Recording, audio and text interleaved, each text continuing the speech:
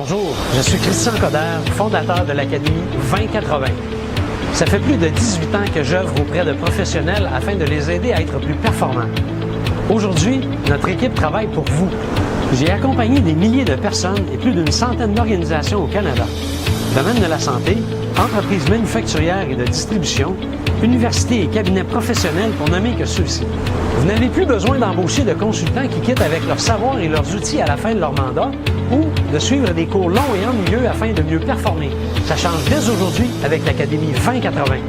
L'Académie 2080 s'adapte à votre style de vie. Elle vous offre les méthodes d'intervention et le savoir de plusieurs spécialistes en tout temps.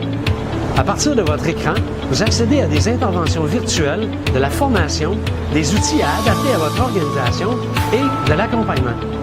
C'est la formule gagnante qui vous permettra de relever les défis de votre organisation de façon bien concrète. Les secrets qui feront évoluer votre carrière et votre organisation, c'est ici que vous allez les apprendre. L'Académie 2080, c'est une approche novatrice, clé en main, qui vous permet de progresser à votre rythme. Elle vous permet de développer de nouvelles compétences, d'approfondir vos habiletés de gestionnaire ou de dirigeant et raffiner vos méthodes afin que vos équipes et votre organisation passent à un autre niveau. Grâce à notre vaste réseau de collaborateurs, l'Académie vous formera entre autres sur la gouvernance et la gestion à partir d'indicateurs de performance, l'amélioration de l'efficacité de votre organisation, le développement de vos leaders dans la transformation organisationnelle, leurs compétences dans la planification, l'intégration et la gestion de tout changement, et j'en passe. Plus besoin d'envoyer vos employés en formation à l'extérieur de votre organisation. Nos formations virtuelles sont courtes, intéressantes, inspirantes et motivantes. Nous développons vos compétences et vous transférons des connaissances pratiques et utiles d'une façon conviviale. Je vous invite à profiter de tout ce que l'Académie 2080 peut vous offrir dès aujourd'hui. Nous avons hâte de travailler avec vous. À bientôt!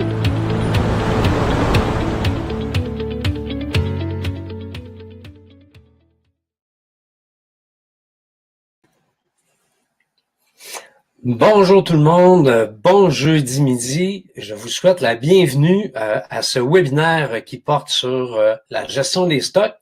Vous êtes déjà plusieurs en ligne et sans plus tarder, je vous souhaite un très bon appétit et je débute la diffusion tout de suite du webinaire qui s'intitule, comme je le mentionnais, là, en fait, un webinaire sur la gestion des stocks, mais comment réduire et améliorer la gestion de vos stocks. Donc, bon dîner à tous et on pourra se reparler un petit peu plus tard lorsque j'avancerai dans le webinaire. Notre webinaire sur la gestion des stocks, en fait, là, moi, là, je veux pas faire perdre de temps à personne aujourd'hui en commençant. Donc, si vous vous reconnaissez pas dans les énoncés que je vais formuler, ben le webinaire, là, il est pas pour vous. Donc, si vous vous reconnaissez pas dans ça, perdez pas votre temps, passez un bon dîner avec vos amis et on se reverra dans un autre webinaire. Moi, je veux m'adresser à des gens qui ont des pénuries de matériel ou qui vivent des ruptures de stock, des organisations qui parfois passent des commandes au hasard, des organisations qui ont des fois des stocks commandés en trop ou qui ont des stocks périssables ou qui deviennent désuets. Des organisations, des fois, qui pensent à agrandir pour pouvoir accumuler plus de stocks sur les tablettes parce que vous pouvez penser que c'est ça la solution. Des organisations, des fois, qui ont besoin de plus de gens pour pouvoir gérer les stocks. Des organisations dont le coût de gestion des stocks est trop élevé. Ou si vous utilisez des logiciels de gestion d'inventaire qui sont complexes, ou tout simplement, si vous vous demandez comment améliorer la gestion de vos stocks, simplement, mais que vous réalisez qu'il vous manque soit des outils ou une bonne méthode pour le faire. Puis, il y a peut-être des organisations parmi vous qui avaient déjà embauché des consultants qui, malheureusement, à la fin de leur mandat, quittent avec leur savoir, leur méthode et leurs outils, puis vous vous sentez seul par la suite. Fait que si vous vous reconnaissez dans au moins un de ces scénarios, ben, ce que je m'apprête à vous livrer, ça s'adresse à vous. Au cours des 15 années comme consultant, j'ai découvert qu'il y a plusieurs organisations qui n'ont pas de ratio pour mesurer et pour apprécier le niveau des stocks qu'ils ont entre les mains. Plusieurs organisations ont des niveaux d'inventaire qui sont très élevés. Il n'y a pas de catégorisation d'inventaire en fonction de l'utilisation. Donc, ça peut rendre plus difficile parfois la gestion des stocks. Le réapprovisionnement n'est pas structuré. Je me suis rendu compte qu'il n'y a pas de processus simple de gestion des stocks dans les organisations, qu'il y a du matériel désuet, qu'il y a des ruptures de matériel et qu'il y a des organisations, il y a des gens qui doivent chercher des fournitures et naturellement, mais ça fait perdre du temps. Puis, moi, une de mes spécialités, vous me connaissez probablement pas, mais une de mes spécialités, c'est la gestion des opérations, mais aussi la gestion des stocks. Puis, si vous restez jusqu'à la fin du webinaire, là, vous allez constater à quel point j'ai simplifié la résolution des enjeux que je viens de vous nommer et qu'avec la bonne méthode et les bons outils, vous êtes en mesure de le faire par vous-même et ce, en quelques jours. Si moi, je suis capable de le faire en quelques jours avec la méthode que je m'apprête à vous présenter, ben vous êtes en mesure de le faire vous aussi. Puis je sais qu'il y a des gens parmi vous actuellement qui êtes déjà spécialisés dans la gestion des stocks parce que vous en gérez déjà. Puis des fois, c'est peut-être juste un petit coup de pouce, un petit quelque chose qui manque pour vous aider à atteindre vos objectifs. Fait que mon intention aujourd'hui, c'est de vous donner cette méthodologie-là et ces outils-là pour vous afin de pallier à la réalité. OK? Fait que moi, j'ai créé ce qui suit expressément pour vous. La méthode que je vous propose, elle va vous permettre de réduire vos inventaires, d'éliminer les pénuries de matériel, identifier facilement 10 000 $ qui dorment sur les tablettes. Ça va vous éviter d'agrandir, ça va vous permettre de réduire vos coûts et surtout, ça va vous permettre d'améliorer la gestion de vos stocks ou de vos inventaires, peu importe quel inventaire soit-il. La méthode est simple, 5 étapes. On va survoler ces 5 étapes-là ensemble aujourd'hui. On va parler du taux de rotation des stocks, l'analyse de Pareto, comment déterminer les bonnes quantités à commander, le point de commande et je vais vous parler des signaux Kanban. Et cette méthode-là s'applique peu importe le secteur d'activité dans lequel vous œuvrez à tous les jours. Moi, je l'ai fait dans plusieurs types d'organisations, plusieurs secteurs, puis au bout de la ligne, là, gérer des stocks, c'est gérer des stocks. Puis c'est aussi simple que gérer l'inventaire qu'on a chez nous avec notre épicerie. Okay? Donc, la méthode que je vous propose, vous l'adaptez à votre réalité, vous prenez ce qui vous convient, puis vous laissez le reste de côté. Je vous donne 4 exemples. Dans un bloc opératoire que j'ai fait, on a identifié 100 000 $ de plaques et vis orthopédiques qui dormaient. Ça veut dire que ça faisait plus d'1 an que ça n'avait pas été utilisé.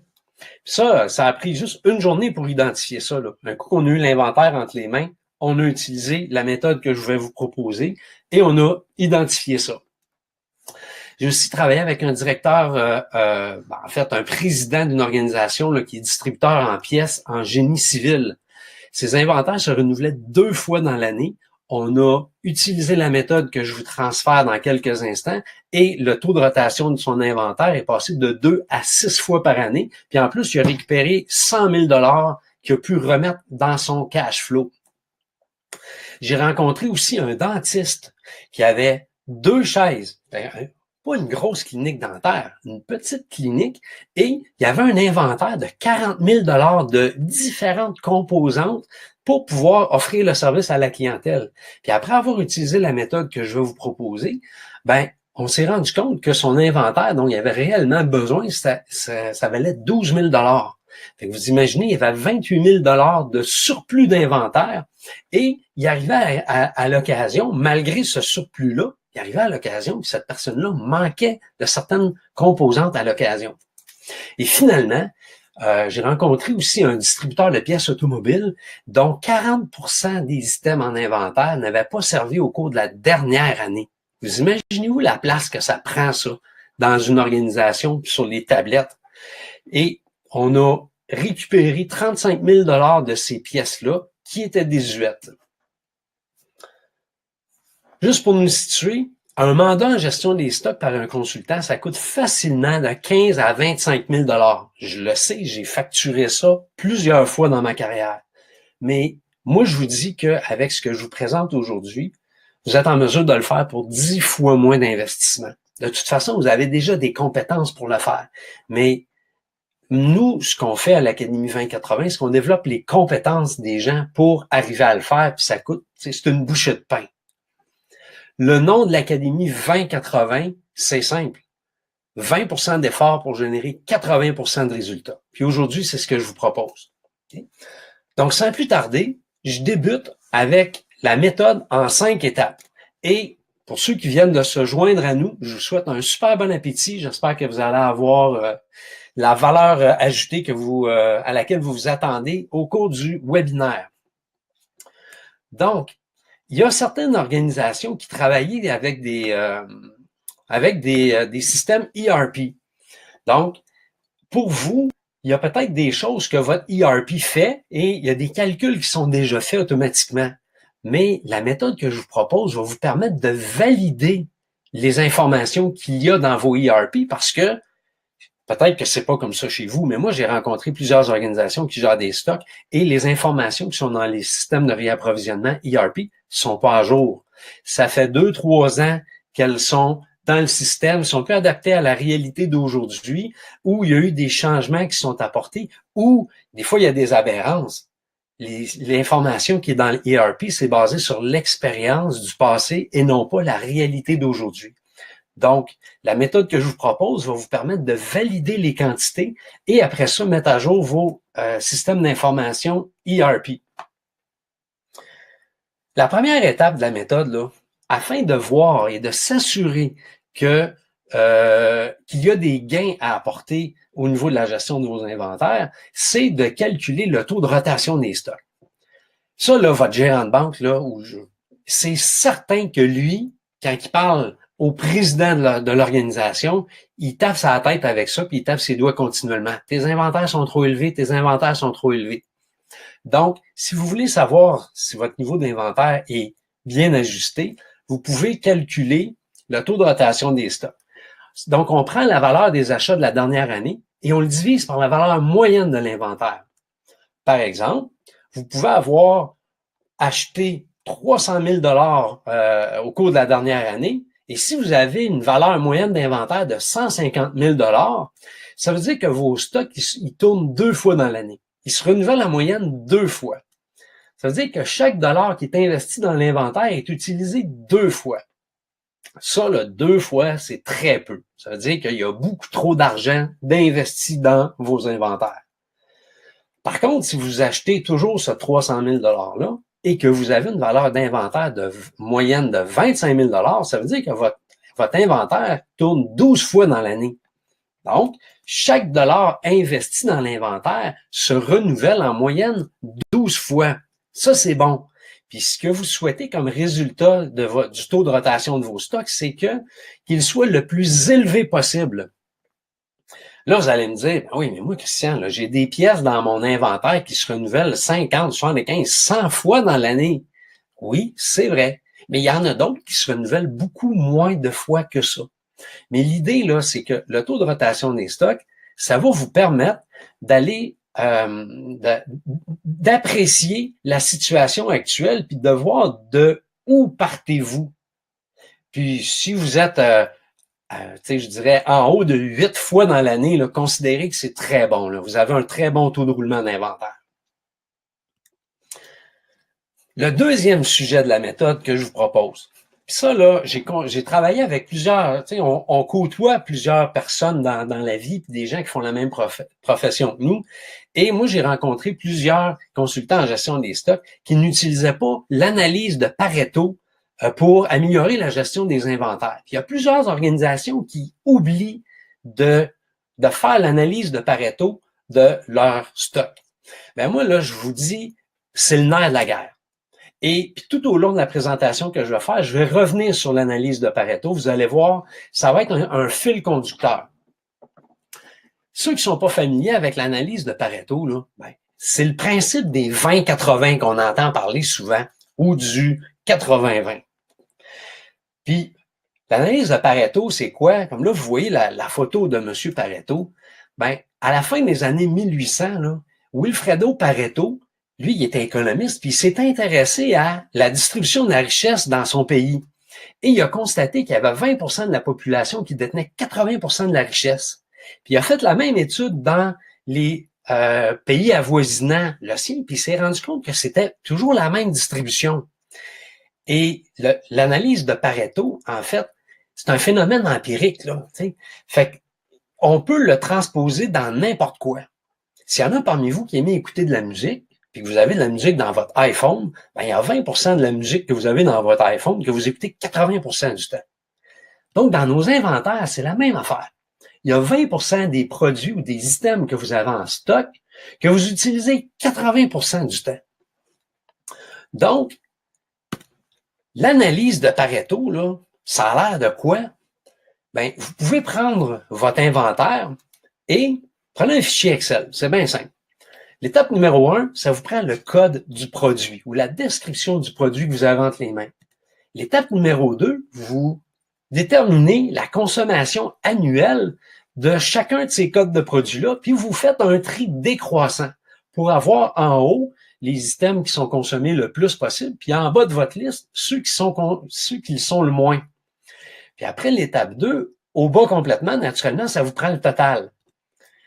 Ensuite, l'étape numéro 3, quand on veut faire une analyse de Pareto, vous allez déterminer la pondération en pourcentage de chacun des items en fonction de leur consommation annuelle, divisé par le total en bas. Et l'étape numéro 4, vous souhaitez faire le pourcentage cumulé de la consommation annuelle dans le but d'identifier le 80%. Le 80% cumulé, c'est ça qui vous dit c'est quoi votre 20-80. 20% de vos produits que vous consommez 80% du temps. Si j'explose la liste qu'on avait à l'écran, ben voici, disons, il y a peut-être une soixantaine de codes de produits ou 100 codes de produits, peu importe, mais la suite logique, là, c'est lorsque vous avez identifié votre 80% cumulé, allez repérer le 95% cumulé et ensuite, naturellement, le 100% cumulé. Et là, on va catégoriser les inventaires. La première partie, là, on va l'appeler par convention la catégorie A. La catégorie A, c'est 20% de vos items que vous consommez 15% du temps. La catégorie B, c'est à peu près 30% des items que vous avez en inventaire que vous utilisez 15% du temps. Puis le 15%, c'est la différence entre le 95% cumulé et le 80% cumulé. Puis la catégorie C, c'est à peu près 50% de votre inventaire que vous utilisez seulement que 5% du temps. Donc, l'analyse de Pareto nous permet de catégoriser nos inventaires et ensuite d'aller identifier les gains et d'aller identifier comment on va améliorer la gestion de ces inventaires-là. Puis la beauté quand on fait une analyse de Pareto basée sur la consommation annuelle, c'est que des fois, on identifie une classe D qui est la classe désuète. Désuet, c'est quoi? Ben, c'est tout simplement des items qu'on a en inventaire et qui n'ont pas été utilisés au cours de la dernière année. Puis croyez-moi, ça, là, il y en a pas mal partout. Et lorsqu'on identifie ça, ben là, des fois, on a des Moses de belles surprises. Puis là, on est capable de savoir, OK, on va faire du ménage. On manquait d'espace, là, ben là, ça donne des pistes. Là, je vais être franc avec vous, là. Puis, je vais revenir un petit peu en ligne, là. Je vais réactiver ma caméra quelques secondes. Là, je le sais que je suis passé super vite sur l'analyse de Pareto. J'en suis très conscient, puis je m'en excuse, mais c'est parce que j'ai beaucoup de contenu à vous livrer. Par contre, si vous restez jusqu'à la fin du webinaire, là, je vous promets que j'ai quelque chose de drôlement intéressant pour vous qui va vous aider à faire vous-même votre analyse de Pareto. Okay? Donc, je vous reviens un petit peu plus tard avec ça. On poursuit. Donc, l'analyse de Pareto, moi, j'utilise un fichier que j'ai créé, puis je vais vous en parler pendant les prochains instants. Un fichier qui permet de faire l'analyse de Pareto de manière bien simple et on va s'en servir pour documenter la démarche que je vous propose. Donc, vous voyez à l'écran le fichier d'analyse de Pareto et la catégorie A, c'est le 20% des items en inventaire qui sont consommés 80% du temps.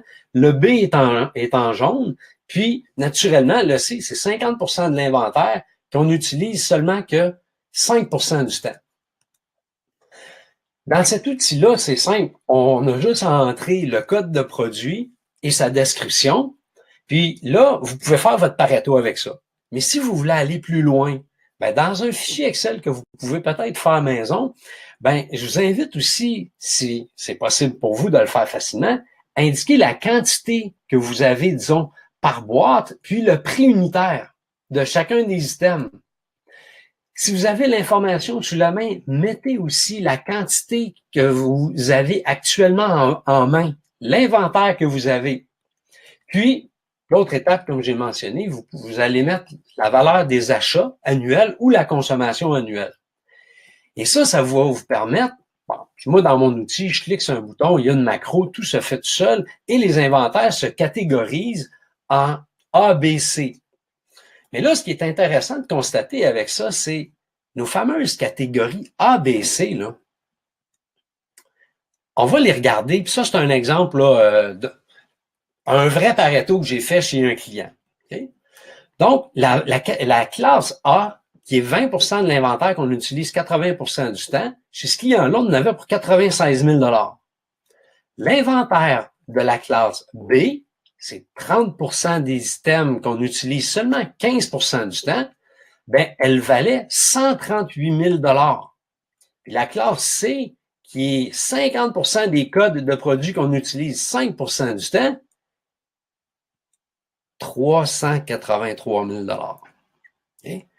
Donc là, moi, c'est certain que j'étais content quand j'ai vu ça parce que j'ai pu dire à mon client, « Hey, inquiète-toi pas, il y a des gains à aller chercher, c'est certain. » Mais là, ce que ça permet de faire, puisque moi, mon outil me donne, c'est que en un clin d'œil, j'ai la valeur des achats, 1,4 million par année, puis la valeur de l'inventaire qu'on a, 618 000, un divisé par l'autre donne le taux de rotation des stocks qui est 2,3. Et ça, ce que ça veut dire, c'est que les stocks se renouvellent 2,3 fois dans l'année, c'est-à-dire à peu près aux 158 jours.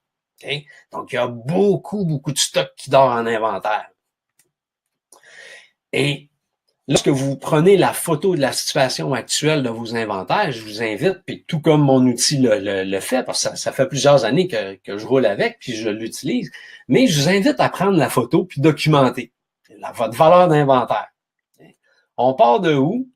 Donc, on commence, on a 617 000 en inventaire, taux de rotation des stocks 2,3. On est rassuré parce qu'on sait qu'il y a beaucoup de gains à aller chercher. Et au bas complètement, ça c'est intéressant de constater ici, on a la valeur des inventaires et je vais attirer votre attention sur la distribution en pourcentage de la valeur de l'inventaire. Donc la classe A, là, on se rappelle que c'est 20% du stock qu'on utilise 80% du temps. Il y a 16% du cash flow. Bon, 96 000 divisé par 617 000, c'est 16%.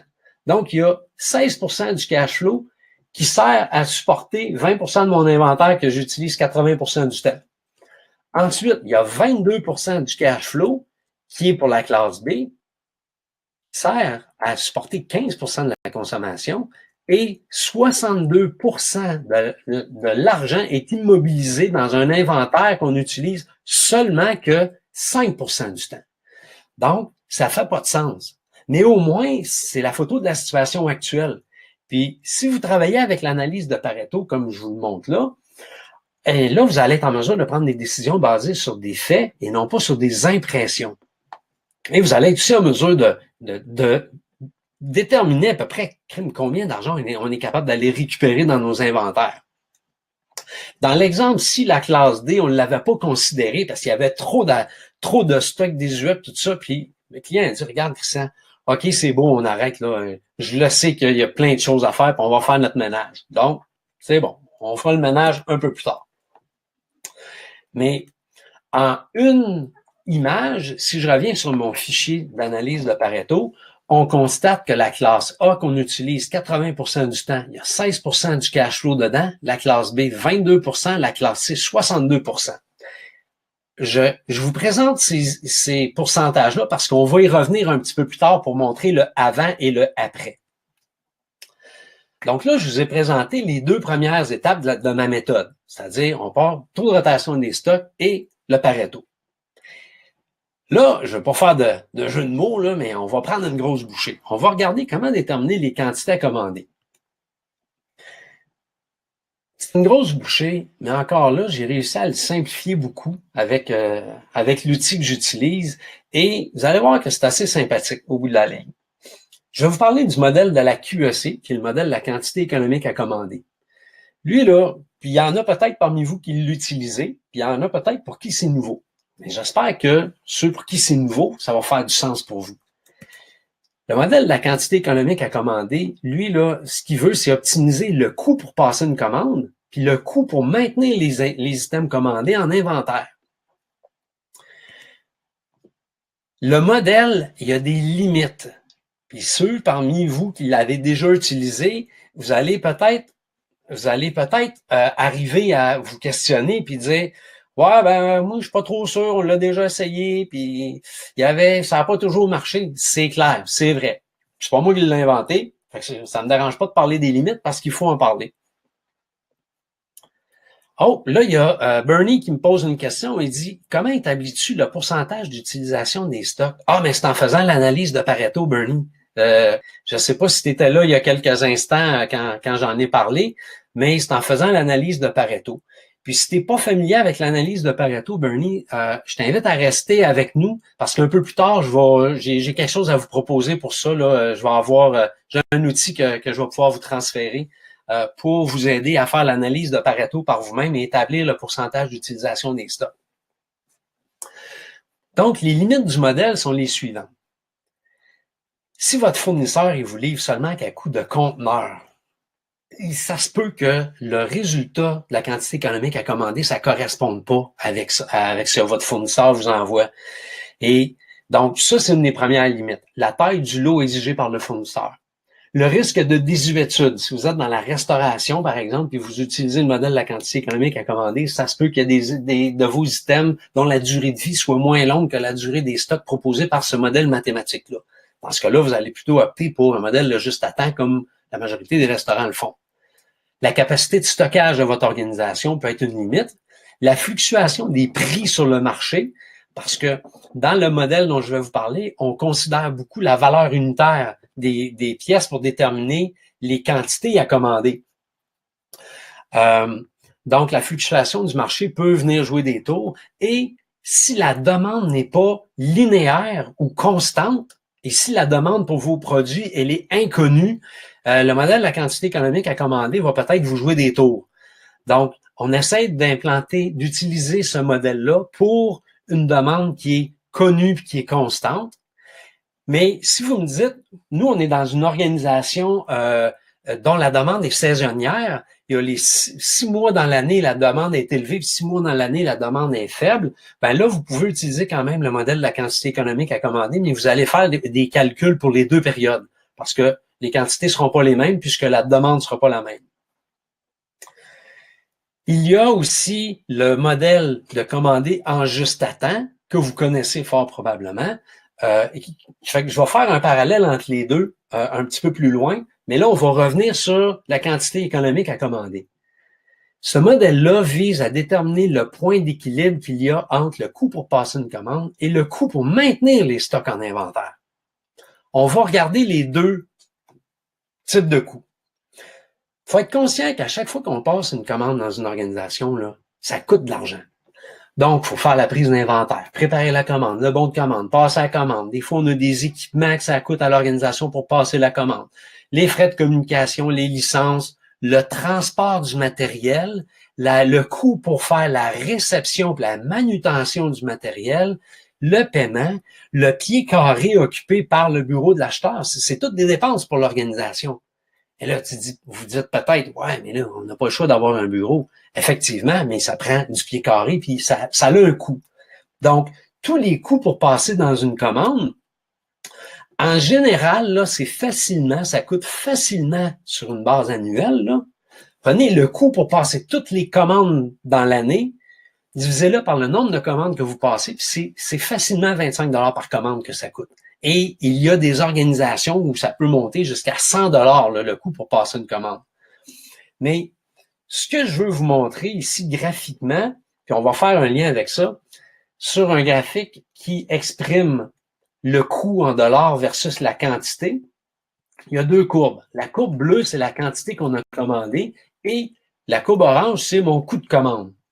Donc, si je commande un item à la fois, ça me coûte 25$ pour mon item, en moyenne. Si on commande 2 items, ben le coût de commande, il devient 12,50 par item. 5 items, ça revient à peu près à 5 $ par item parce qu'on distribue le coût de commande en fonction des items. Et là, on comprend que plus ça va, plus je commande des grandes quantités, plus mon coût de commande unitaire diminue.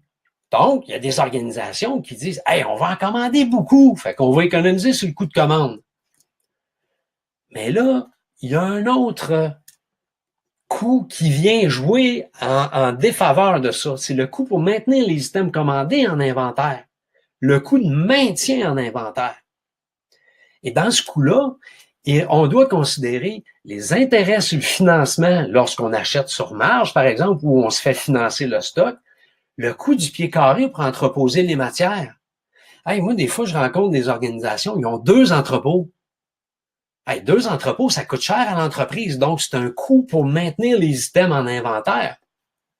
L'énergie reliée à l'entreposage, les frais d'assurance, l'entretien, manutention, les taxes municipales par rapport au pied carré que vous utilisez pour entreposer vos matières, les frais de désuétude, le vol, le bris, les frais de surveillance, les équipements, on va mettre des caméras pour surveiller nos inventaires, tout ça, puis le réemballage qu'il peut y avoir, puis j'en passe. Okay?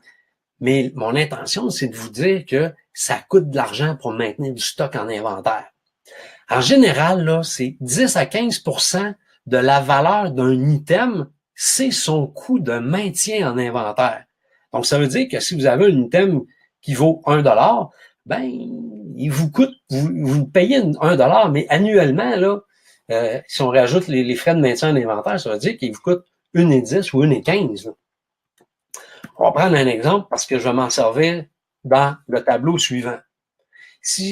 Puis pour calculer votre coût de maintien en inventaire, c'est important d'avoir ça en tête. Voilà. Donc, vous pouvez avoir 10 items, puis disons que ça vaut 5 $ chaque item. Fait que vous achetez 10 items, ça vaut 50 $. Mais pour calculer le coût de maintien en inventaire, il faut considérer le nombre d'items moyens. Donc, si vous achetez 10 items, vous en avez en moyenne 5. Vous en avez maximum 10, minimum 0. Donc, entre les deux, on en a 5. Donc, le stock moyen, c'est 50%. Alors, mon 50 $ à 50%, c'est 25 $. Ça veut dire qu'on a en moyenne 25 $ de cet item-là en inventaire. 25 $ à 15% de coût de maintien en inventaire, ça veut dire que ça me coûte 3,75 pour maintenir en inventaire sur une base annuelle ces 10 items-là. Donc, le coût moyen, 3,75 pour 10 items ou 37 sous par item. Fait que là, on va regarder graphiquement le coût de maintien en inventaire. Toujours basé sur des dollars en fonction de la quantité. Et là, sur ce graphique-ci, la quantité commandée, c'est toujours ma ligne bleue, mais le coût de maintien en inventaire, lui, il est vert. Donc, si pour économiser, on dit, OK, je vais acheter juste un item à la fois, il me coûte 37 sous à maintenir en inventaire. Si on en achète 2, 75 sous. Si on commande à coût de 5, ça nous coûte en moyenne 1,88 les garder. 10, 3,75. 9,38. 18,75. 28,13. Donc là, on comprend que plus on achète des grosses quantités à la fois, plus ça nous coûte cher parce qu'on doit les maintenir en inventaire puis avoir du pied carré puis tout ce qui vient avec. Alors, on se rappelle que le modèle de la quantité économique à commander, lui, il cherche le point d'équilibre entre le coût pour passer une commande et le coût pour maintenir les items en inventaire. Donc, on regarde maintenant les deux coûts ensemble sur le même graphique. Toujours mes dollars exprimés en fonction de la quantité. Mais là, on a 3 courbes à l'écran. La orange, c'est le coût de commande. La verte, c'est le coût de maintien en inventaire. Puis là, je rajoute la mauve qui est le coût total. Un plus l'autre. Si, par exemple, on commande 200 items quelconques, ben, ça a un coût de maintien en inventaire relativement faible et un coût de commande relativement élevé parce que j'ai passé une commande pour 200 items. Un plus l'autre, ça me donne un coût total quelconque. On en commande 300. Ça me coûte un peu plus cher le maintenir en inventaire, un peu moins cher mon coût de commande annuel. Donc, mon coût total, il diminue. Si j'en commande à coût de 400, là, vous me voyez aller, hein, ça coûte un peu plus cher le maintenir en inventaire, un peu moins cher en coût de commande, le coût total diminue. On en commande 500, le coût diminue. Oh, à un moment donné, les deux courbes se croisent. Donc, j'ai un coût total qui est bas. Puis là, après, si on dit, on va en commander plus, fait que ça nous coûte moins cher en coût de commande annuel, mais plus cher en coût de maintien en inventaire. Et donc, plus on commande des grandes quantités, plus le coût total annuel augmente. Alors, ce que le modèle de la quantité économique cherche à faire, c'est de trouver la zone, la quantité la plus économique qui va optimiser le coût de maintien en inventaire et le coût pour passer une commande. Tout ça, ça se calcule mathématiquement. Je vous présente la formule ici. La quantité économique à commander, c'est la racine de 2 fois la demande annuelle fois le coût pour passer une commande, qu'on divise par le coût unitaire de l'item fois le taux de maintien en inventaire. Et là, je vais vous présenter un exemple. Puis ça, il faut le calculer pour tous les items qu'on a en inventaire, bien entendu. Ça prend un item quelconque. Il faut connaître la demande annuelle. Ici, disons que j'en ai 2000. Le coût unitaire, 5 $. Le coût pour passer une commande, je reprends les mêmes chiffres que tantôt, 25 $, puis le taux de maintien en inventaire, 15 %. On met ça dans la belle petite formule mathématique. Donc, on extrait la racine de 2 fois 2000 unités à 25 $ par commande, divisé par 5 $ par unité à 15 %. Et mathématiquement, ça vient me dire, pour cet item-là, on devrait en commander 365 unités. Donc, si je reviens sur mon graphique, la zone la plus économique pour cet item-là, c'est 365 unités. Et là, vous pouvez vous dire, ouais, mais attends un peu, là, Christian, moi, mon fournisseur, là, il me livre à coût de 50. Fait que je peux pas commander 365. Et c'est pour ça qu'on parle de zone économique. Donc, dans ce cas-là, ça va être à vous à déterminer, est-ce que je commande à coût de 350 à chaque fois que je me réapprovisionne ou je commande à coût de 400. Je peux pas commander 365. Donc là, c'est vous qui allez prendre la décision. Mais il faut être conscient que si on commande à coût de 350, on est un petit peu à gauche du point économique. Donc, ça va me coûter moins cher à maintenir en inventaire, mais un peu plus cher de coût de commande. Puis à l'inverse, si je commande à coût de 400, ça me coûte moins cher. Je vais en commander moins souvent dans l'année, mais ça va me coûter un peu plus cher à maintenir en inventaire. Mais là, il ne faut pas s'enfarger d'un fleur du tapis. Donc, c'est pour ça qu'on parle de la zone économique. Et la quantité économique à commander, comme je l'ai mentionné, ça se calcule pour chaque item que vous avez en inventaire. Mais là, ce que je viens de vous lancer là c'est assommant, là, c'est pesant. Là. Puis, je suis d'accord avec vous si vous pensez ça.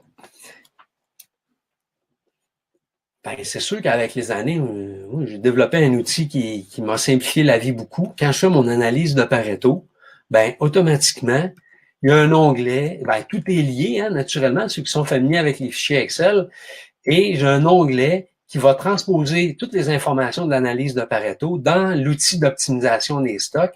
Et dans cet outil-là, j'ai juste besoin de mettre des variables quelconques. Combien de jours travaillés dans l'année chez ce client-là, le coût de commande et le taux de maintien en inventaire. Et si, dans certaines organisations, là, je peux demander aux gens, ben, on va demander à votre comptable de nous calculer votre coût de commande unitaire et on va avoir un chiffre plus exact. Puis, le comptable, il nous déterminera c'est quoi le taux de maintien en inventaire. Mais il y a plusieurs organisations qui n'ont pas ce privilège-là. Donc, c'est pour ça qu'on dit, bon, ben, regarde, si on part avec ces chiffres-là, ça donne une Moses de bonne idée. Mais si vous pouvez avoir les chiffres plus précis, tant mieux, allez chercher les chiffres un peu plus précis. Mais Lorsqu'on met ces chiffres-là dans le chiffrier, le fichier d'optimisation des stocks, ben, les quantités économiques à commander se calculent toutes seules. Puis, comme j'ai mentionné, vous aussi, si vous voulez développer votre propre fichier Excel, ce que je vous encourage à faire, ben ça vaut la peine. Mais vous devez vous devez calculer les quantités économiques à commander pour chacun de vos items. Donc, un coup qu'on a fait ça, si je reviens avec mon analyse de Pareto avec laquelle on a commencé à surfer un peu plus tôt, la contribution de la quantité économique à commander dans mes 3 catégories, c'est-à-dire A, B, C, c'est la suivante. C'est certain que j'ai un gain de productivité au niveau de ma classe A parce que c'est 20% des items qu'on consomme 80% du temps. Donc, si on optimise le nombre de fois qu'on commande, ça veut dire qu'on optimise le nombre de fois qu'on en fait la réception. Et ça peut aider, entre autres, à améliorer la productivité globale pour gérer les stocks. Ça peut avoir un plus petit impact, la productivité, sur la catégorie B, mais le fait de déterminer les bonnes quantités à commander, c'est sûr que ça va avoir un impact sur l'espace requis pour entreposer vos stocks. Parce qu'au lieu d'en commander à coût de 700 ou à coût de 1000, vous allez peut-être décider d'en commander à coût de 400. Mais 400, ça prend 2 fois et demi moins d'espace que 1000. Donc, si la quantité économique à commander, ça va vous aider à gérer vos espaces. Et ça va aussi favoriser le taux de rotation des stocks. Parce que vous allez en commander moins souvent, les stocks vont se renouveler plus souvent. Et pour la classe C, naturellement, ça va avoir un impact sur la quantité d'espace, la quantité que vous commandez à chaque fois, donc la quantité que vous conservez en inventaire et le taux de rotation des stocks aussi, ça va l'aider parce qu'on se rappelle que la classe C, c'est 50% des codes de produits qu'on utilise juste 5% du temps.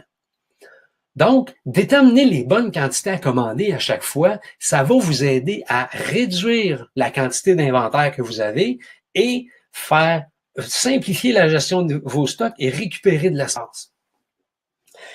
Naturellement, comme j'ai mentionné, le modèle de la quantité économique à commander ne s'applique pas à tous les items que vous avez en inventaire. Donc, ça se peut que l'utiliser la méthode de commander juste à temps, ça soit approprié pour votre organisation, pour certains items de votre organisation.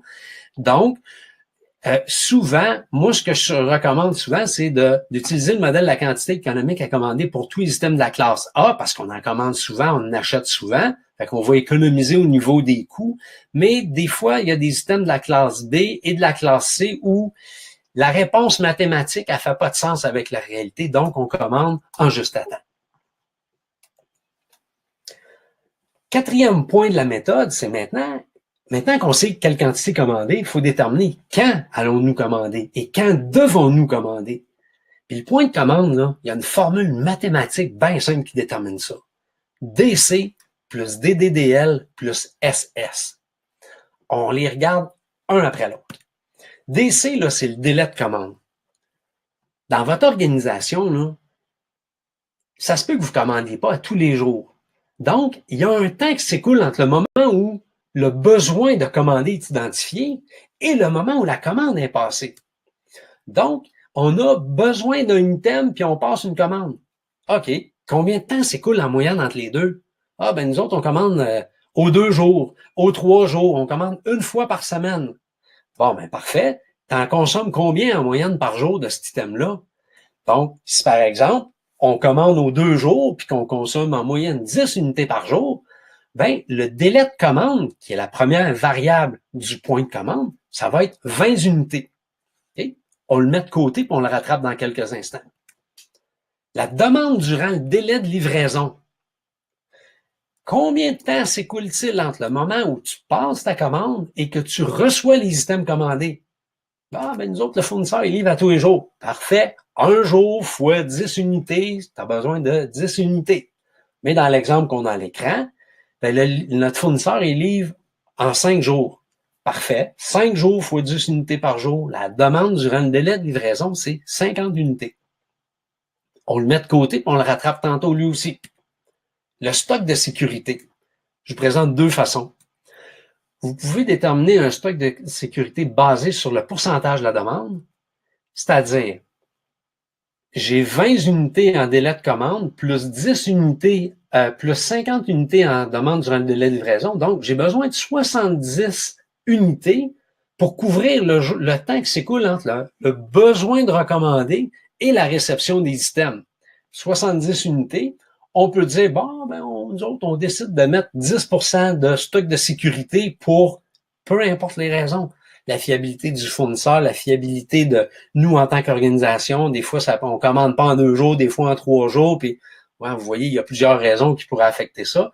Mais on pourrait déterminer dans l'exemple ici 7 unités de stock de sécurité. Ou vous pouvez peut-être vouloir, en B, déterminer un stock de sécurité basé sur un nombre de jours. Notre fournisseur, là, il livre pas tout le temps en 5 jours. Des fois, c'est 6, des fois, c'est 7. Donc, vous allez déterminer un nombre de jours de stock de sécurité. Ou bien, ça peut être basé sur la variation de la demande. Christian, nous autres, on n'en passe pas toujours en moyenne 10 unités par jour. Des fois, c'est 15, des fois, c'est 20, des fois, c'est 2. Puis... Donc, vous pouvez y aller en fonction d'un nombre par jour. Fait qu'ici, on pourrait dire, on veut 4 jours de stock. Parfait, ton stock de sécurité, c'est 40.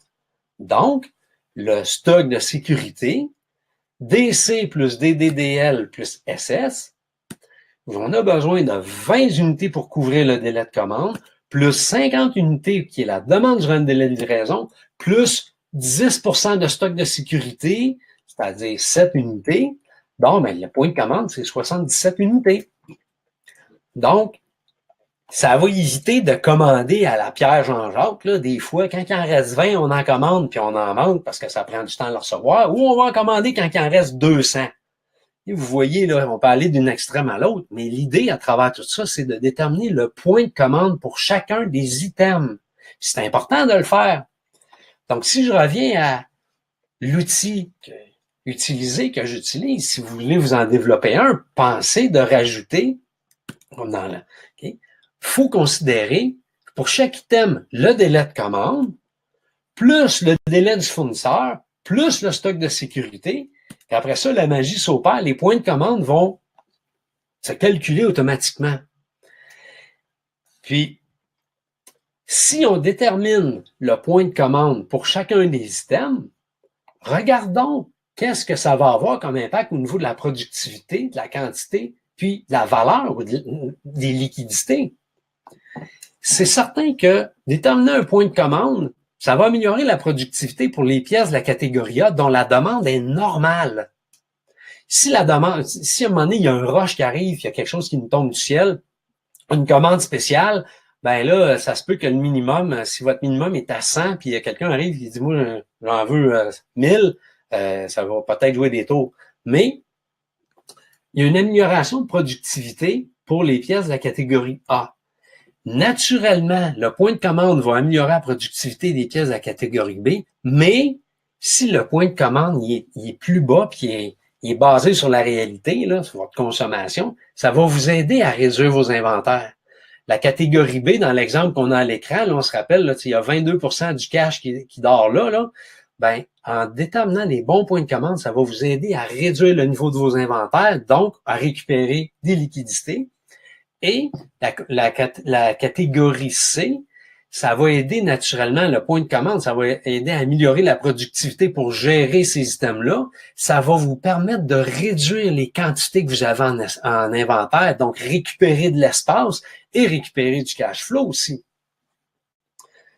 Donc, lorsqu'on calcule le point de commande, ça vous permet après ça, en additionnant la quantité économique à commander pour chaque item plus le point de commande, ça vous donne, ben, vous devriez en avoir combien en moyenne?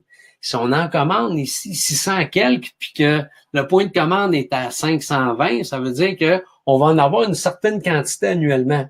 Mais lorsqu'on fait cette analyse-là, puis comme avec l'outil que je vous présente, on est en mesure de déterminer que finalement, avec l'optimisation des stocks, là, cette entreprise-là pourrait rouler avec un inventaire moyen de 94 000 $.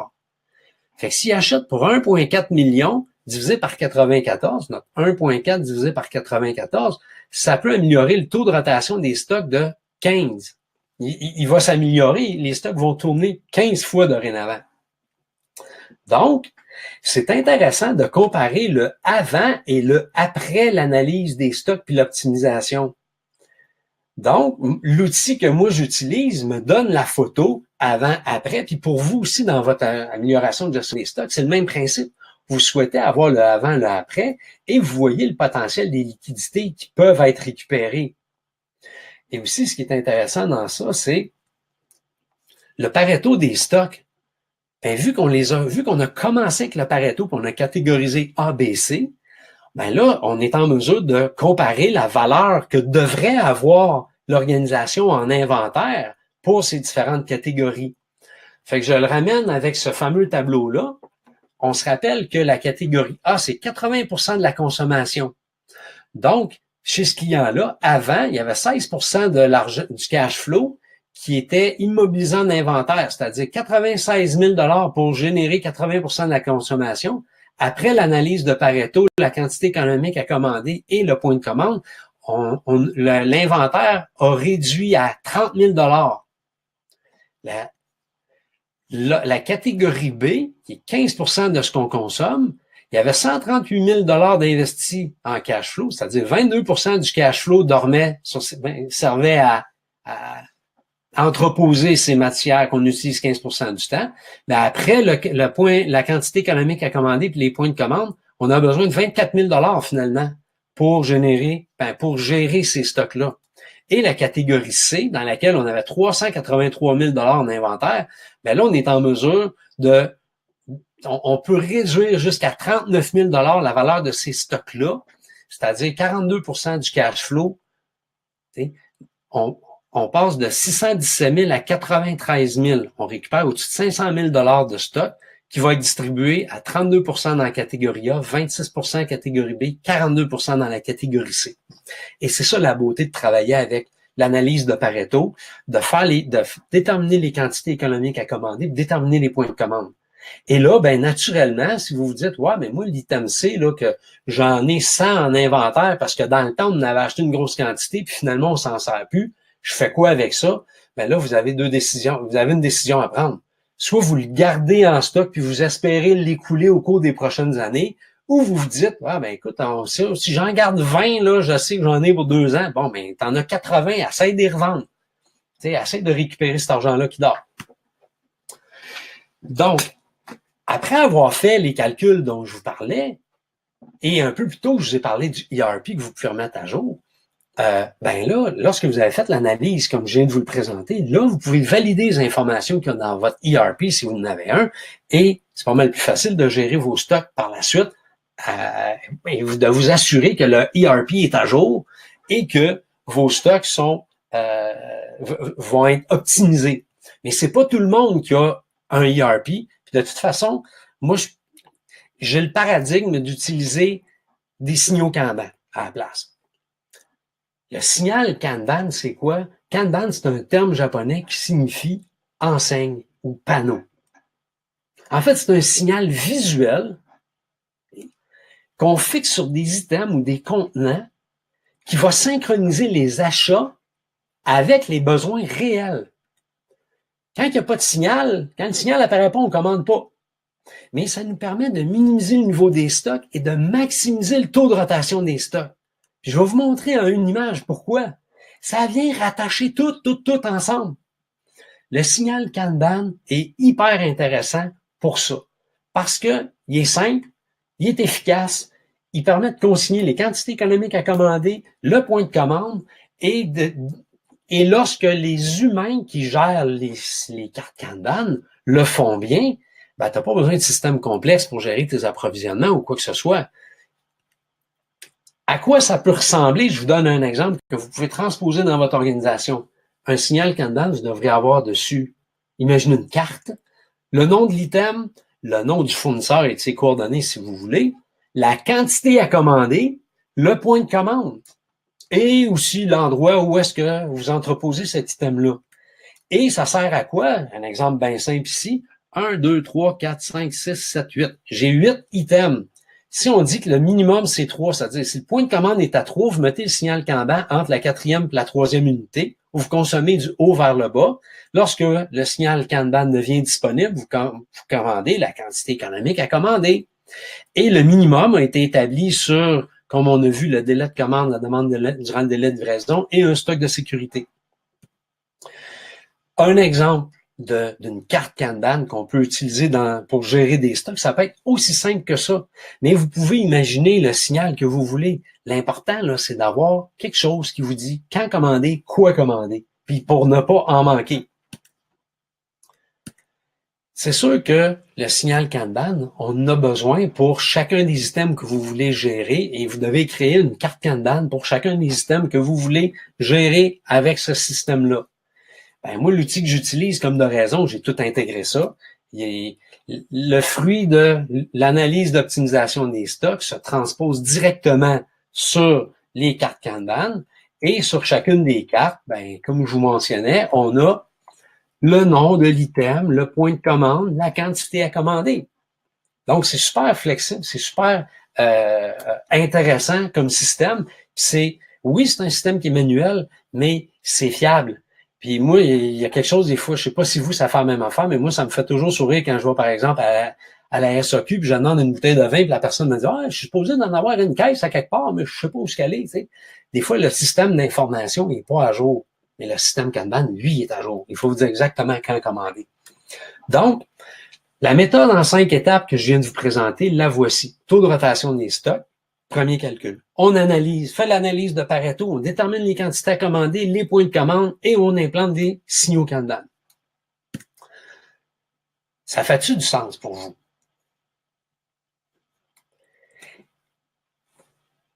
Il y a Isabelle Côte, qui est la directrice des finances au CA3S, au Centre régional de santé et de services sociaux de la Baie-James, avec qui je travaille à l'occasion. Les autres ont récupéré des dizaines de milliers de dollars et simplifié leur gestion des stocks. Puis ils ont mis des Kanban partout, puis il n'y a personne qui va venir en arrière. Pourquoi ils ont suivi la méthode comme ce que je viens de vous parler?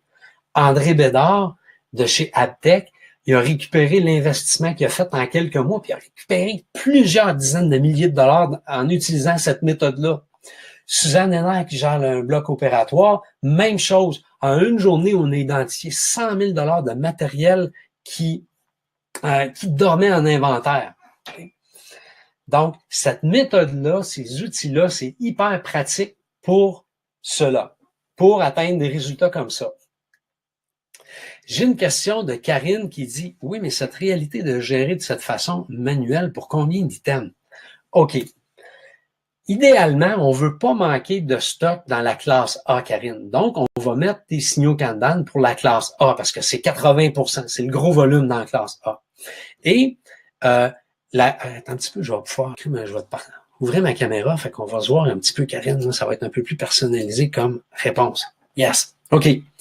Donc, pour la catégorie A, ça prend des signaux Kanban. Et la catégorie, mais si vous voulez réduire la quantité de stock de la catégorie B et de la catégorie C, c'est intéressant d'utiliser ces signaux-là aussi, au moins pour la catégorie B, parce que vous voulez pas en racheter puis en avoir trop inutilement si vous voulez baisser votre stock. Il y a peut-être des items qui sont faciles à gérer où vous n'avez pas besoin de ces signaux-là, mais il y a certains items où c'est important de le mettre. Et moi, ce que je suggère, c'est ne pas se fier sur des « Ah, ben, on va faire attention, puis on va s'en rappeler que dans les items de la catégorie C, il ne faut pas en recommander avant qu'il en reste 2 de chaque. » À un moment donné, se fier au cerveau humain, ça a ses limites parce que ça se peut que les gens oublient. Donc, si votre intention, c'est de réduire le niveau des stocks, ben moi, je vous suggère de mettre des signaux Kanban pour la plus grande majeure partie des pièces que vous avez en inventaire pour vous assurer de recommander au bon moment. Fait que ça évite de se fier sur des « on va faire attention », puis qu'à un moment donné, il y a quelqu'un qui arrive qui en recommande 150 parce qu'il ne savait pas qu'il fallait baisser le stock à 20. Fait que ça va éviter de jouer des tours. J'espère, Karine, que je réponds quand même à ta question. OK. Je fais 2 rappels à faire. Au début, là, quand on a parlé de Pareto, je vous ai dit, restez jusqu'à la fin, je vais vous aider avec votre analyse de Pareto. J'arrive avec mon aide dans quelques instants. Puis la deuxième chose que je vous ai dit aussi, c'est un mandat de gestion des stocks, c'est facilement de 15 à 25 000 $. Puis vous pouvez le faire vous-même à 10 fois moins. Ça, là, c'est pour un investissement entre 1500 et 2500 $. Okay? vous pouvez le faire en investissant dans vos compétences ou les compétences des gens qui travaillent dans vos différentes équipes. Juste avant d'y aller, je me permets de vous inviter. On a une chaîne YouTube, Académie 20/80. Puis aussi, je vous invite à nous suivre sur Facebook parce qu'on publie beaucoup de contenu. Puis là, l'Académie, c'est un projet évolutif. Fait que je vous invite à nous suivre sur les médias sociaux. Si vous voulez me suivre, moi, sur LinkedIn, même affaire, je publie beaucoup de stock. Je vous invite à le faire. Puis, au cours des prochains mois, avec tous les collaborateurs, on a de plus en plus de contenu qui s'en vient disponible. Puis juste sur la chaîne YouTube, là, il doit y avoir peut-être, je sais pas, une trentaine ou plus de contenu vidéo qui peut vous aider dans votre organisation. Maintenant, je reviens avec ce que je vous disais, l'Académie 2080. Okay? Comme j'ai mentionné, c'est un projet qui est évolutif, qui regroupe plusieurs experts. Aujourd'hui, on parle de gestion des stocks, là, mais dans les prochains mois, là, on a plein de contenus déjà d'enregistrer d'autres collaborateurs, psychologues organisationnels, comptables, experts en processus, experts en achat. Donc, il y a plein de contenus qui s'en vient et je vous invite fortement à suivre le développement de l'académie. C'est pas juste la gestion des stocks. Là, aujourd'hui, je vous parle de la formation qui s'appelle « Comment réduire et améliorer la gestion de vos stocks » parce qu'elle est disponible très détaillée. Là, on a fait un webinaire 50 minutes de contenu, mais la formation, elle est très détaillée sur notre plateforme en ligne. On est un organisme formateur agréé. Donc, nos formations sont reconnues par Emploi Québec. Ça veut dire que les autres peuvent donner des subventions qui vont jusqu'à 50% du coût de formation. Vous êtes peut-être familier avec ça. Et nos formations rentrent dans la loi du 1% aussi pour les entreprises dont la masse salariale est supérieure à 2 millions de dollars. Si vous voulez, on pourra vous reparler de ça individuellement par la suite. Les formations qu'on donne, on offre une garantie de satisfaction. Fait que si vous voulez suivre la méthode plus détaillée, étape par étape sur la gestion des stocks, okay, on vous offre une garantie, une satisfaction de 60 jours. Si vous utilisez la méthode et que ça ne fonctionne pas dans 60 jours, montrez-nous que vous avez utilisé les outils comme on vous le suggère, que vous avez fait le calcul du taux de rotation des stocks, votre Pareto, la quantité économique à commander, les points de commande, puis les signaux Kanban. Et si ça ne fonctionne pas, on va vous aider à atteindre les résultats ou bien si on se rend compte que c'était vraiment pas fait pour vous ni pour votre organisation, ben on va vous rembourser parce qu'on veut absolument que vous soyez satisfait. On utilise une plateforme, puis tout le contenu a été conçu pour vous donner une super bonne expérience. Naturellement, une plateforme en ligne, ça veut dire que les contenus sont disponibles en ligne. Vous regardez ça quand vous voulez. Ça coûte beaucoup moins cher que de faire venir un consultant parce que, en plus, vous vous appropriez le savoir et vous avez accès 24 heures par jour pendant 365 jours aux différentes formations. Il y a de l'accompagnement qui vient avec les formations. Si vous formez plusieurs personnes, on a des clients qui forment plusieurs personnes dans leur organisation, donc à la gestion des stocks. Donc, le demandeur, lui, il a accès à un tableau qui dit tel individu, il est rendu à tel endroit dans sa formation en ligne, l'autre personne. Donc, on peut suivre l'évolution des différents apprenants. Au besoin, vous avez accès à des spécialistes en gestion des stocks pour vous déboguer. On transfère des outils très intéressants et naturellement, c'est multiplateforme, c'est-à-dire téléphone intelligent, tablette, ordinateur. Toute la formation en gestion des stocks, il y a 140 capsules vidéo. Et voici le plan de cours. Donc, on traite les différents sujets dont on a parlé, mais beaucoup plus en profondeur. Et c'est des contenus qui sont diffusés en capsules vidéo, 140 capsules découpées. C'est maximum 5 minutes par capsule. Et chaque capsule, la majorité des capsules est suivie d'exercices pratiques pour s'assurer qu'on développe les compétences, que les gens maîtrisent les contenus qui sont mentionnés. Et aussi, il y a plusieurs capsules qui vont guider pas à pas, qui vont dire aux gens, ben maintenant qu'on a couvert ce sujet-là, va dans ton entreprise et transpose ça dans ton organisation. Parce que c'est une méthode.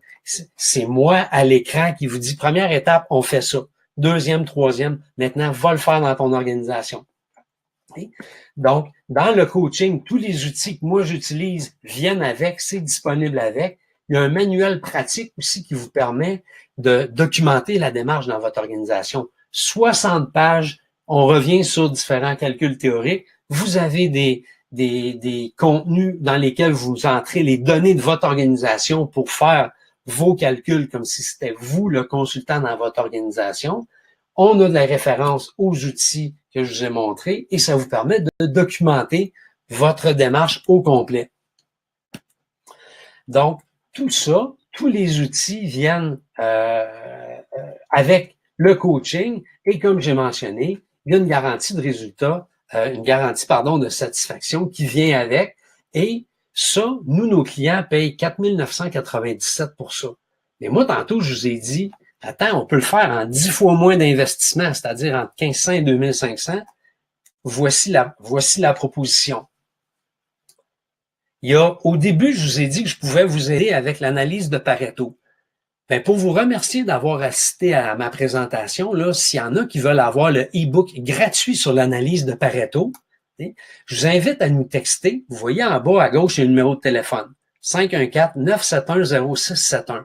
Textez-nous votre nom, puis le nom de votre organisation, plus le mot Pareto, puis on va vous faire venir, on va vous envoyer par courriel, parce qu'on a votre courriel, on va vous envoyer par courriel le e-book sur l'analyse de Pareto. Comment le faire étape par étape. Je l'ai découpé là, étape par étape pour que vous puissiez le faire vous-même et que ça vient répondre à la question que Bernie avait posée un peu plus tôt. Comment établis-tu le pourcentage d'utilisation des stocks? Ben, c'est en faisant le Pareto. Fait que moi, je vous donne ce e-book-là que vous pouvez utiliser pour faire vos Pareto. Deuxième chose, on a un deuxième cadeau pour vous remercier d'avoir participé à notre webinaire. Je vous invite à devenir membre gratuitement de l'Académie. Quand vous êtes membre, vous avez accès à du contenu exclusif, c'est-à-dire des contenus vidéo exclusifs. Actuellement, là, il y a 2h30, 2h15 ou 2h30 de contenu gratuit, une cinquantaine de capsules vidéo sur 4 sujets. C'est disponible pour les membres de l'Académie. On vous l'offre gratuitement. Vous avez des outils facilement transposables à l'organisation, des e-books, un forum, des promotions exclusives aux membres, des entrevues avec des spécialistes, mais qui vont être juste disponibles pour les membres. Vous êtes informés du pré-lancement de tout nouveau contenu. Puis, si vous avez, parce que disons, là, on vous offre d'être membre gratuitement jusqu'à la fin 2018, mais par la suite, en renouvelant l'abonnement, tous les renouvellements, tout l'argent que vous investissez, ça vous revient en crédit si vous voulez racheter des formations par la suite. Donc, actuellement, il y a du contenu gratuit sur la gestion des stocks. Il y a 13 capsules vidéo parmi la formation qui en compte 138. Il y a du contenu sur les principes fondamentaux du lean management, sur la gestion des préoccupations des individus face au changement. Il y a un contenu qui s'en vient, comment économiser à partir de vos approvisionnements au niveau des achats, comment renégocier avec vos fournisseurs. Et là, il y a un contenu qui est là aussi, c'est la cartographie des processus. Donc, comme je vous disais, vous pouvez, là, si vous voulez être membre gratuit, on vous l'offre. Textez-nous au même numéro, 971-0671, okay? Votre nom, le nom de votre organisation, plus le mot « membre ». Le bonus numéro 3. Ce qu'on vous offre, vu que vous avez participé au webinaire, c'est 25% de rabais sur l'investissement pour accéder à la formation complète sur la gestion des stocks. Le code promo, il va réapparaître dans le bas de l'écran, lui aussi. GDS, barre de soulignement, 25 barres de soulignement web. Okay? Puis les premières personnes qui vont s'abonner, le code promo va fonctionner.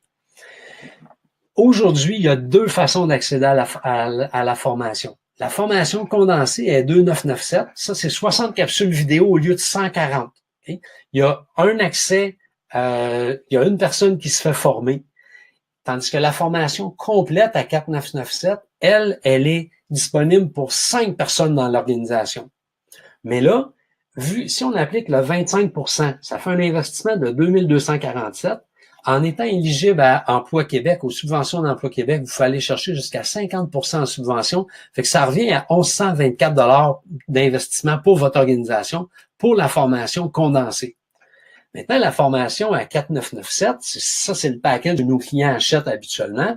On enlève 25%, ça revient à 37,48, moins de 50% d'Emploi Québec, fait que ça revient à 1874 comme investissement pour avoir accès à tout le contenu, tous les outils dont je vous ai parlé et l'accompagnement qui vient avec. Parce que j'offre 1 heure d'accompagnement à distance pour vous déboguer au besoin.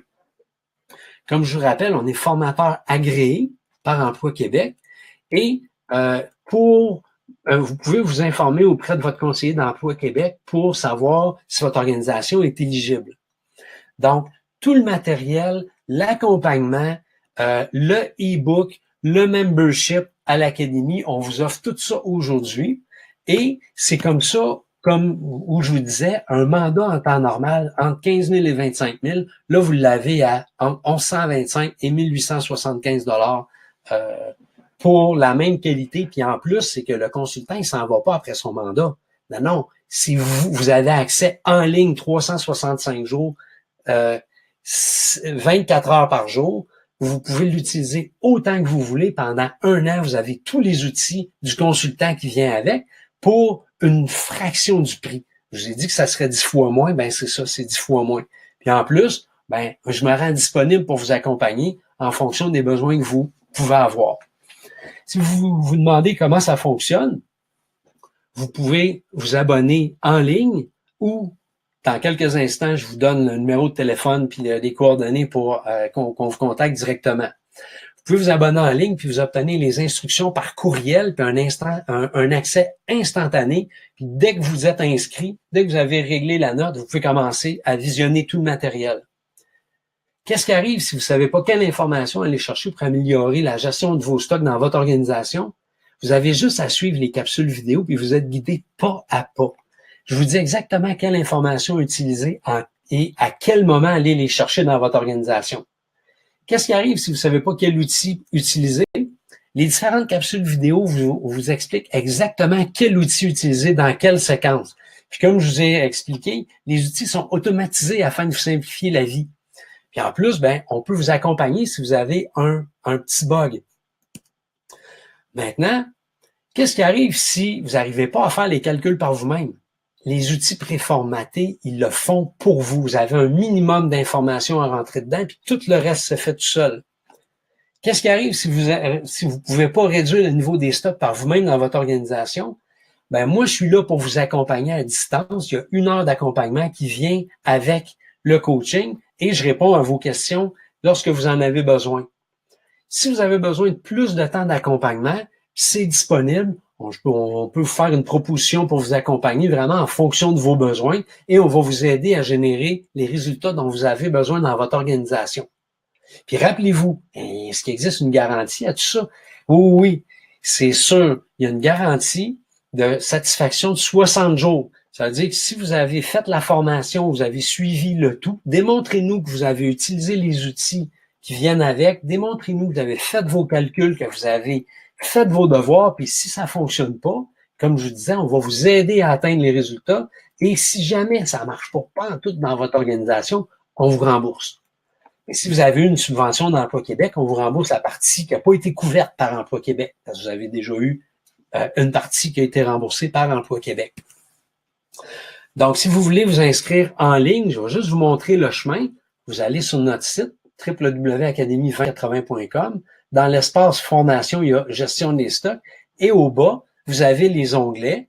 Mais là, les onglets que vous allez voir vont être à 2997 puis 4997. Avec le code promo qui est en bas, ben, vous utilisez ça. Vous allez cliquer sur la formation condensée ou la formation concrète et vous allez tomber sur le détail de la commande.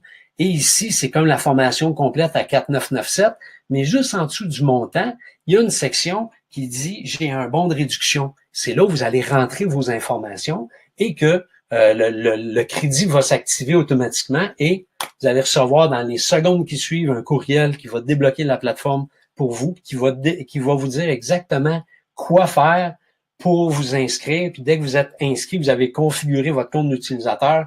La vie est belle. C'est parti, vous faites vous avez accès à tout le contenu. Si vous voulez des informations ou vous aimeriez des informations supplémentaires ou faire une transaction directement avec nous en personne, vous pouvez contacter Étienne. Ça, c'est les coordonnées ici pour Étienne. Fait que là, je veux répondre à la question de Bernie avant qu'on se laisse. Christian, sur quelle sur quelle donnée est basé le pourcentage d'utilisation des stocks? C'est basé, Bernie, sur la consommation annuelle. Donc, si on fait une analyse des stocks sur, comme je disais, les 12 derniers mois. Attends un petit peu, je vais activer ma caméra, Bernie, là. Tu vas me voir, là. Ah, OK, comme ça. Fait que je vous laisse les coordonnées d'Étienne à l'écran. Puis là, je vous invite, si vous avez des questions, là, posez-moi vos questions, ça va me faire plaisir de répondre. On peut prendre quelques minutes, là.